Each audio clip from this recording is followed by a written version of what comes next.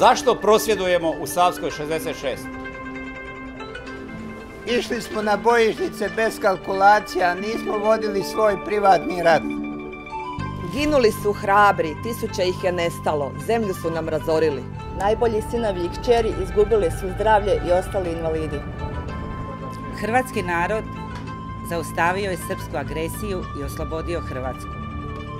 Umjesto slobodne i bogate države, političke elite svojom su nesposobnošću i lopovlukom učinile Hrvatsku državom u kojoj je vojska nezaposlenih, u kojoj mladi nemaju budućnost. Radnici rade bez plaća.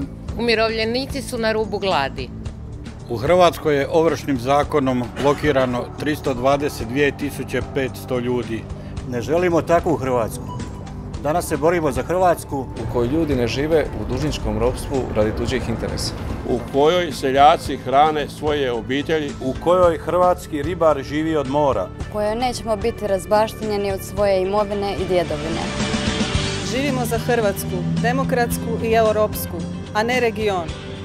Hrvatska u kojoj neće biti žrtve bez počinitelja. U kojoj ćirilica neće biti politička poruka okupatora, nego pismo Hrvatskoj odanih građana.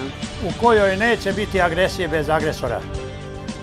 Mi invalidi Domovinskog rata, zato smo ovdje. Želimo državu u kojoj ćemo kao branitelji biti ponosni, a ne krivo interpretirani. Državu u kojoj svatko ima pravo na život dostojan čovjeka. Dom mora biti utvrda obitelji i njegovu nepovredivost nitko nema pravo narušiti.